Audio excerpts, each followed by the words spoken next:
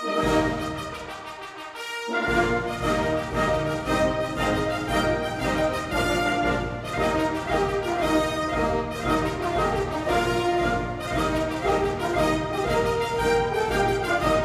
week in Limbourgeois.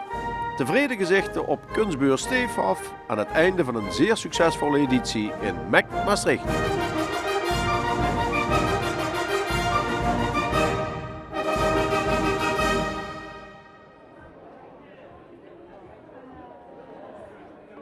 In het laatste weekend van TEFAF is er na het sluiten van de beurs nog een zogeheten farewell drink. Dat is eigenlijk al een soort afscheid en dan wordt ook het gevoel kenbaar van hoe was de beurs.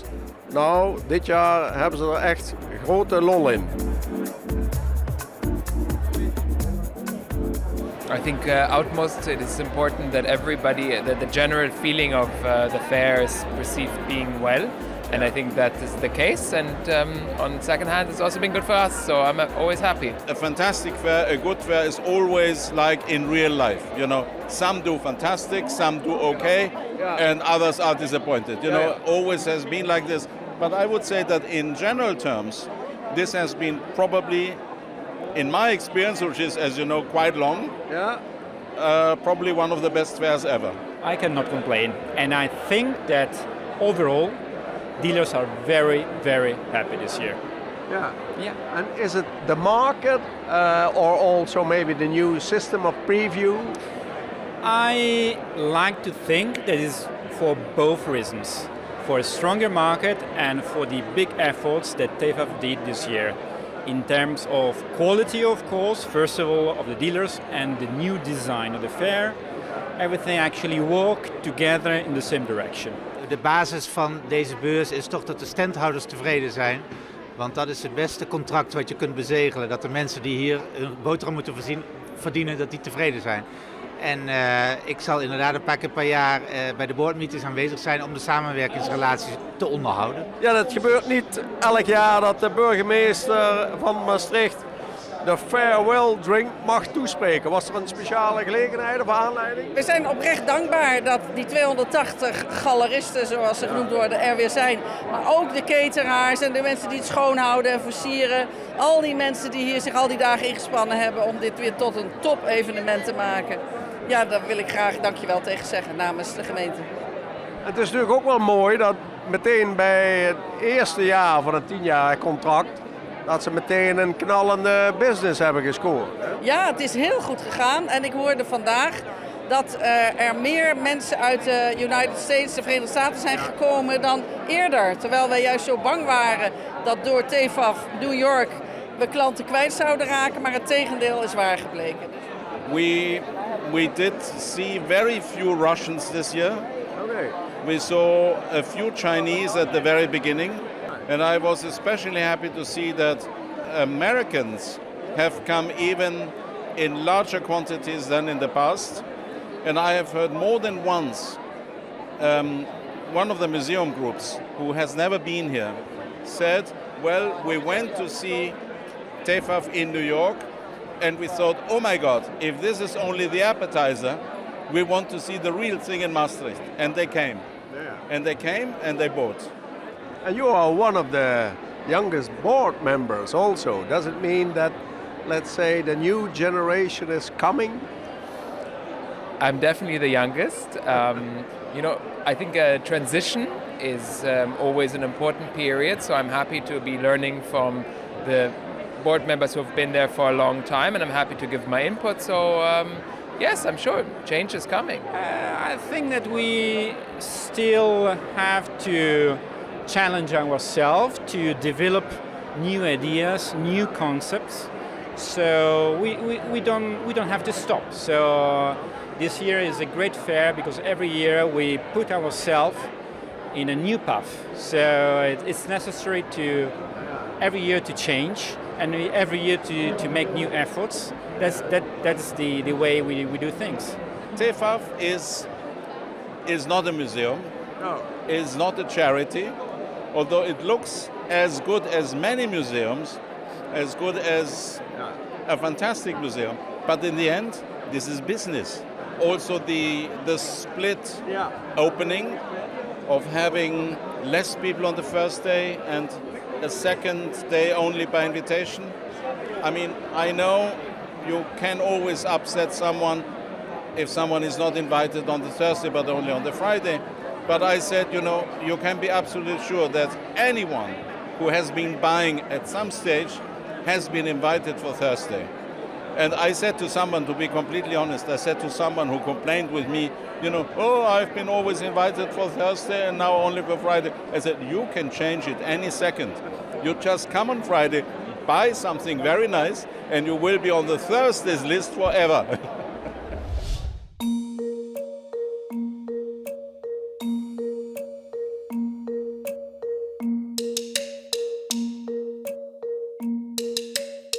Well, I have the idea that it's really one of the eye catchers of the whole fair, isn't it? It is.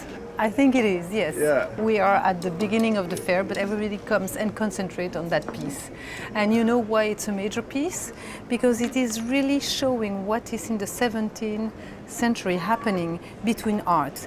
Here you have really a syncretism between sculpturing of ivory, which is at the top of what you can do, and I will show you the details.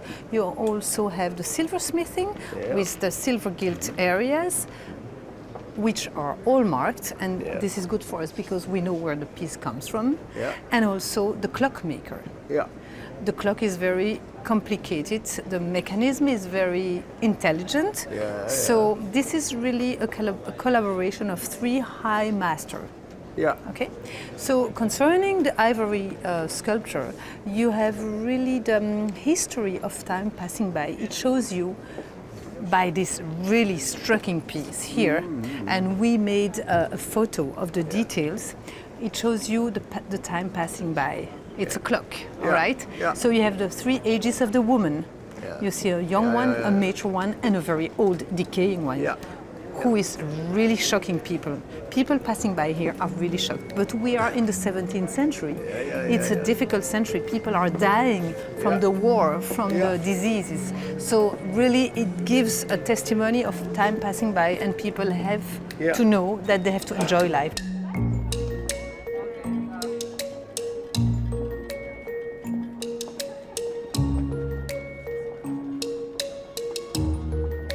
So you also have simply the seasons. This is autumn. You have winter. You have the summer, and then you have. Sorry, I was confused. The spring, yes, the spring. Thank you. The whole marking gives you the indication that it was made in Augsburg in 1637, 1639. But we don't know who was the clockmaker. No. We know who was the silversmith. There were two, but we don't know nothing about the ivory sculpture nor the clockmaker.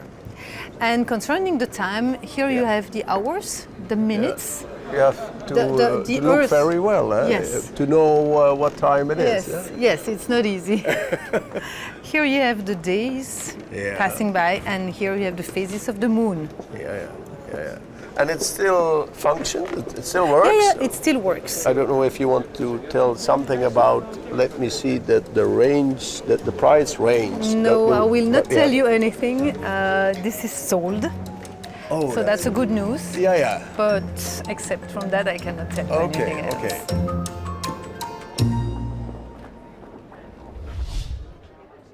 Yeah, how are things going so far?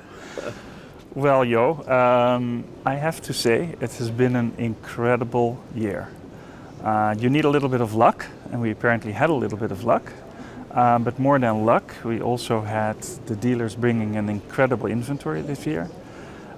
We had a tricky opening, as you know, because we organized it differently. We actually invited less people for the opening, which is always a risk because you don't know whether that will actually work out or not. But for years and years, people were saying it's too crowded. I mean, the dealers were saying that we can't do business. That new opening actually went so well. People sold a lot. The dealers felt that they could actually engage with their clients. It was a big success. I think it's one of the best fairs we've ever had this year. Yeah, one of the best editions ever. And you organized a survey about the opening. We did about the preview.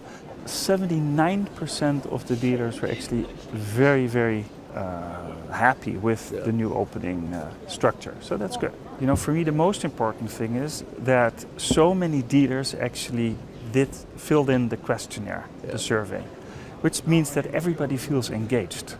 So, you know, whether it goes left or right, you don't know, but as long as everybody feels engaged and people take the time to fill in questionnaires during these incredibly busy days, you feel that people are engaged, and there are a lot of ideas we have to fine-tune it, but the overall structure seems to work, so that's good. What are we going to do in New York now with the two fairs? Now also there, I think we're making a lot of progress. First of all, the fairs are going well, so that's always good to know. The May fair will either break even financially or we will make profit. It's not that we are after profit, but it's nice to make a little bit of money, because then you can spend the money on other things that we need to do as an organization. But what's really important is that we all decided unanimously at the board that we have to be one global organization. And we need to have the same vetting procedures in New York and in Maastricht. We need to have the same allocation committee here and there, that we can coordinate what we're doing. And there were some frustrations within the dealer community that it was not very clear how decisions were made in New York and how they were made over here. Whatever, the clarity needs to be there, and a decision for TEFAF is a decision for TEFAF, whether it's in New York or it's here. And one brand. One brand, one organization, and that's happening. We made some big changes there.